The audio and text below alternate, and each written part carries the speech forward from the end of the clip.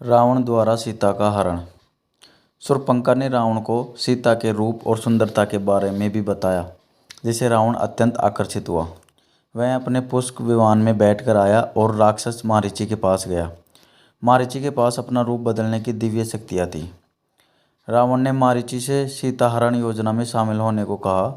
पहले तो मारीची ने रावण को मना कर दिया, परंतु रावण द्वारा दबाव बनाने पर वह सीता हरण षड्यंत्र में शामिल हो गया।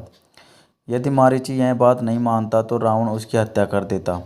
उसने प्रभु राम द्वारा मिलने वाली मृत्यु का चुनाव किया। रावण के कहने पर मारीची ने स्वर्णमर्ग सुनहरा हिरण का रूप धारण कर लिया और माता सीता का ध्यान आकर्षित करने लगा।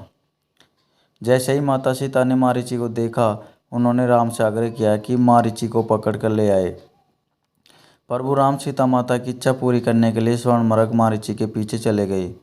जाने से पहले उन्होंने अपने छोटे भाई लक्ष्मण को सीता की सुरक्षा की जिम्मेदारी सौंपी। बहुत समय व्यतीत हो गया, पर प्रभु राम नहीं लौटे। लक्ष्मण सोचने लगे कि निश्चित रूप से प्रभु राम किसी संकट में आ गए हैं। जैसे जैसे समय बीतता गया, सीता माता की चिंता भी बढ़ने लगी। वे भी राम को लेकर व्याकुल होने लगी।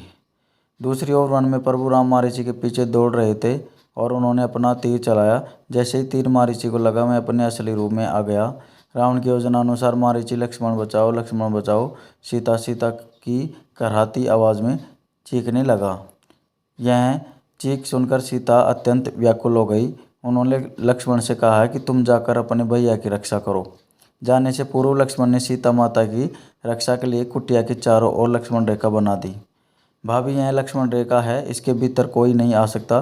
तुम इसके भीतर सुरक्षित रहोगी, पर जब तक मैं भैया को लेकर वापस ना लौटूं, तुम इस लक्ष्मण रेखा के बाहर मत आना। यह बात कहकर लक्ष्मण प्रभु राम को खोजने चले गए।